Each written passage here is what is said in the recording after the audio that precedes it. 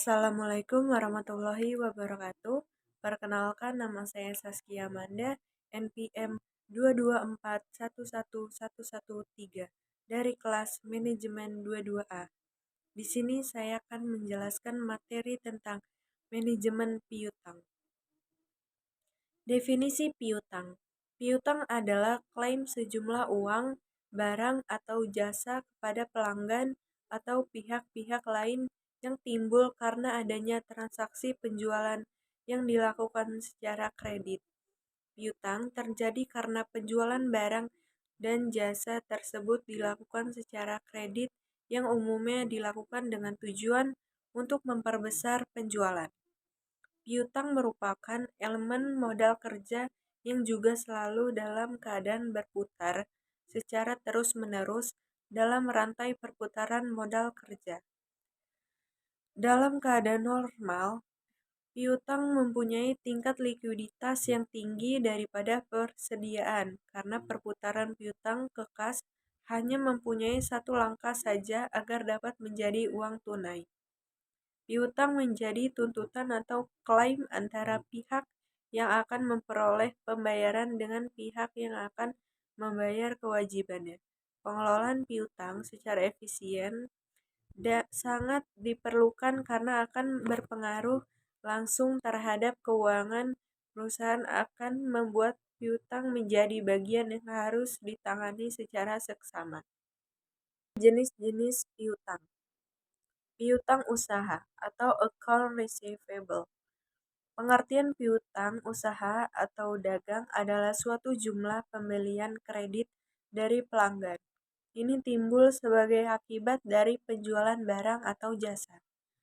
Biasanya diperkirakan akan tertagih dalam waktu 30-60 hari.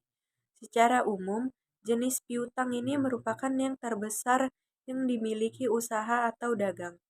Wesel tagih atau notes receivable. Wesel tagih atau surat formal yang diterbitkan sebagai bentuk pengukuran utang. Wesel tagih biasanya memiliki waktu tagih antara 60-90 hari atau lebih lama serta mewajibkan pihak yang berhutang untuk membayar bunga. Wesel tagih dan account receivables usaha yang disebabkan karena transaksi penjualan biasa disebut dengan piutang dagang atau trade account. Piutang lain-lain atau other receivable adalah piutang lain-lain mencakup selain dagang. Contohnya piutang bunga, gaji, uang muka karyawan, dan restitusi pajak. Secara umum, bukan berasal dari kegiatan operasional perusahaan. Oleh karena itu, piutang jenis ini diklasifikasikan dan dilaporkan pada bagian yang secara terpisah di neraca. Selanjutnya, Cash Conversion Cycle atau CCC adalah metrik yang digunakan perusahaan untuk dapat memperkirakan kapan waktu investasinya, inventaris, dan sumber daya lainnya berubah menjadi tunai atau arus kas dari penjualan. Metrik ini memperhitungkan berapa lama waktu yang dibutuhkan perusahaan untuk menjual inventarisnya, berapa lama waktu yang dibutuhkan untuk menagih piutang, dan berapa lama waktu yang dibutuhkan untuk membayar tagihan. Satu hal yang perlu dipahami bahwa CCC hanya berlaku pada sektor tertentu yang mana pada manajemen inventarisnya bersifat operasional terkait. Selanjutnya, unsur-unsur kredit. Unsur-unsur kredit adalah faktor-faktor yang mendasari pemberian kredit. Berikut adalah beberapa unsur-unsur kredit yang umumnya diakui. Kepercayaan. Kredit diberikan berdasarkan kepercayaan bahwa peminjam akan dapat membayar kembali pinjaman sesuai dengan perjanjian yang telah disepakati. Kesepakatan. Kredit diberikan berdasarkan kesepakatan antara pemberi kredit dan peminjam mengenai jumlah pinjaman, jangka waktu, dan bunga yang harus dibayar. Jangka waktu. Kredit diberikan dengan jangka waktu tertentu yang telah ditentukan sebelumnya. Resiko, kredit memiliki resiko yang harus ditanggung oleh pemberi kredit, seperti resiko kredit macet atau resiko perubahan kondisi pasar. Balas jasa. Kredit diberikan dengan imbalan berupa bunga atau biaya lainnya yang harus dibayar oleh peminjam. Selanjutnya, jenis kredit dan jangka waktunya. Jenis kredit dapat dikelompokkan berdasarkan kegunaan dan jangka waktu pengembalian.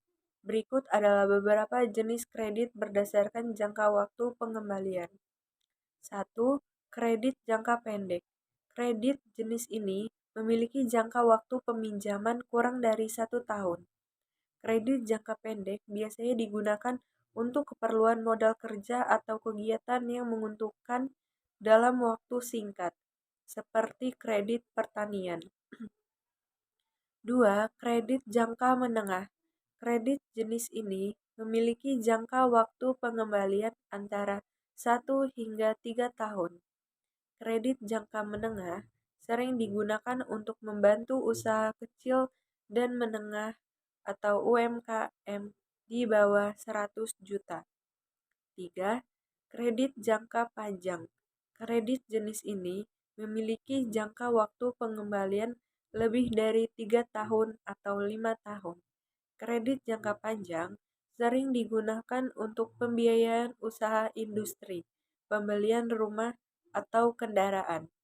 Dalam mengajukan kredit, perusahaan perlu mempertimbangkan jangka waktu pengembalian yang sesuai dengan kebutuhan bisnisnya.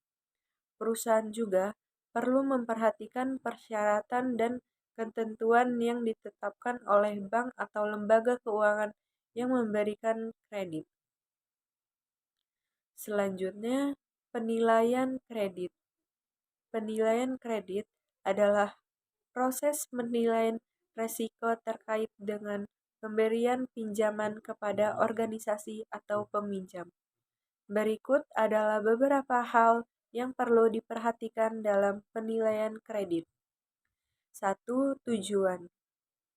Tujuan dari penilaian kredit adalah untuk mengevaluasi tingkat resiko terkait dengan peminjam dan memprediksi perilaku resiko kredit di masa mendatang berdasarkan peminjam. 2. Faktor-faktor penilaian. Ada beberapa faktor yang perlu diperhatikan dalam penilaian kredit, antara lain aspek hukum, pasar dan pemasaran, keuangan, teknis, atau operasi, manajemen, dan sosial ekonomi. 3. Teknik penilaian. Ada beberapa teknik yang dapat digunakan dalam penilaian kredit, seperti analisis 5C, analisis 7P, dan credit scoring. 4. Model penilaian kredit. Ada 3 teknik dasar yang digunakan untuk membuat model penilaian kredit, yaitu model penilaian analisis kredit, model statistik, dan model kecerdasan buatan. 5. Jangka waktu. Kredit dapat dikelompokkan berdasarkan jangka waktu pengembalian menjadi kredit jangka pendek, kredit jangka menengah, dan kredit jangka panjang. Selanjutnya, pengawasan kredit. Pengawasan kredit adalah proses pengawasan yang dilakukan oleh pemberi kredit untuk memastikan bahwa peminjam memenuhi kewajiban pembayaran sesuai dengan perjanjian yang telah disepakati. Berikut adalah beberapa hal yang perlu diperhatikan dalam pengawasan kredit. 1. Tujuan. Tujuan dari pengawasan kredit adalah untuk meminimalkan risiko kredit bermasalah dan memastikan bahwa peminjam membayar kembali pinjaman sesuai dengan perjanjian yang telah disepakati. 2. Faktor-faktor pengawasan. Ada beberapa faktor yang perlu diperhatikan dalam pengawasan kredit, antara lain pemantauan pembayaran, pemantauan jaminan, pemantauan kondisi keuangan peminjam, dan pemantauan kondisi pasar. 3. Teknik pengawasan. Ada beberapa teknik yang dapat digunakan dalam pengawasan kredit, seperti pemantauan pembayaran, pemantauan jaminan, pemantauan kondisi keuangan peminjam, dan pemantauan kondisi pasar. 4. Frekuensi pengawasan. Frekuensi pengawasan kredit dapat bervariasi tergantung pada jenis kredit dan risiko kredit. Kredit dengan risiko yang lebih tinggi biasanya memerlukan pengawasan yang lebih sering. Dalam melakukan pengawasan kredit, perusahaan perlu memperhatikan faktor-faktor tersebut dan menggunakan teknik yang tepat untuk mengoptimalkan manajemen kredit. Perusahaan juga perlu memperhatikan persyaratan dan ketentuan yang ditetapkan oleh bank atau lembaga keuangan yang memberikan. Itu saja yang dapat saya sampaikan. Terima kasih. Wassalamualaikum warahmatullahi wabarakatuh.